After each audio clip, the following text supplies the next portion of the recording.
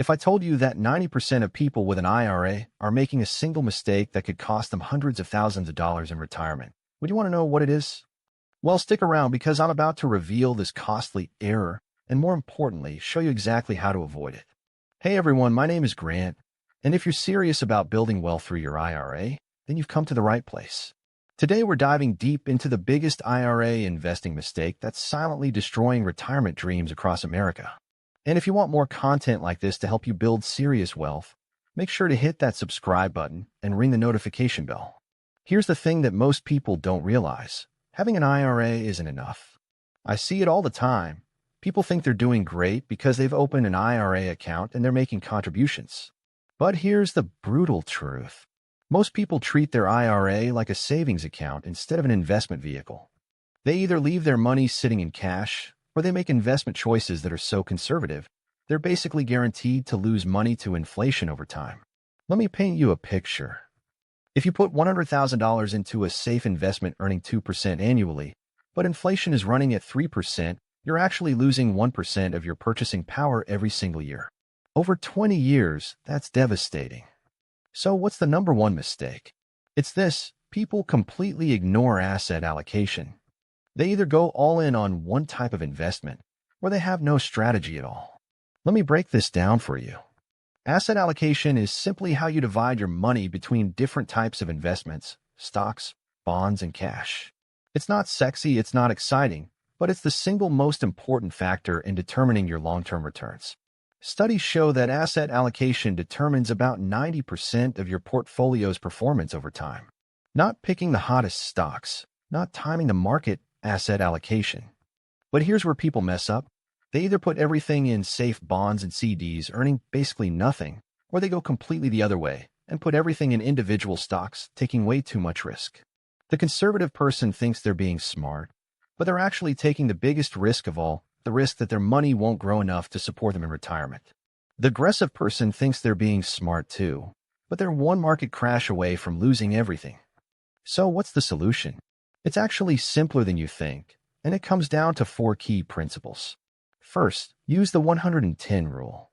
Take 110 minus your age. That's the percentage you should have in stocks. If you're 30, that's 80% stocks, 20% bonds. If you're 50, that's 60% stocks, 40% bonds. Why does this work? Because when you're young, you have time to recover from market downturns, so you can take more risk for higher returns.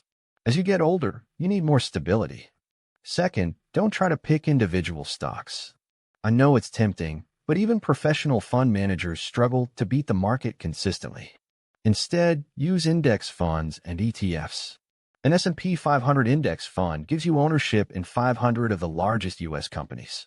Instead of putting all your eggs in one basket, you're spreading your risk across the entire market. Third, don't just invest in U.S. markets. About 20 to 30% of your stock allocation should be in international funds. This gives you exposure to growth in other countries and protects you if the U.S. market underperforms. Fourth, rebalance at least once a year. As markets move, your allocation will drift. If stocks do well, you might end up with 90% stocks instead of your target 70%. Rebalancing forces you to sell high and buy low. Now, I know what some of you are thinking. Grant, this sounds too simple. What about all those hot stock tips I see on social media? Here's the truth. Those hot tips are usually the fastest way to lose money. The person giving you that tip probably has no skin in the game, and they're often just trying to pump up a stock they already own. But what about target date funds? Target date funds can work, but they're often more expensive than building your own portfolio with index funds, and you have less control over your allocation. So here's what you need to do right now. Step 1, log into your IRA account and see how your money is currently allocated. Are you too conservative? Too aggressive? No strategy at all?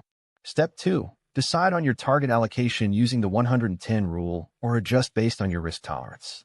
Step 3, choose low-cost index funds.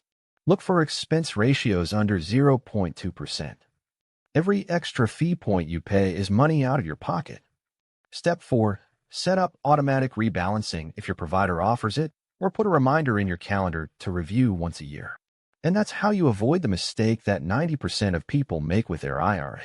If this video helped you, smash that like button and subscribe for more content that will help you build serious wealth. And if you want to learn more about investing, check out my video on the biggest 401k mistakes people make, or my breakdown of Roth versus traditional IRAs. Remember, the best time to start investing was yesterday. The second best time is today. Don't be part of that 90% who make costly mistakes with their retirement savings. Take action, and I'll see you in the next video.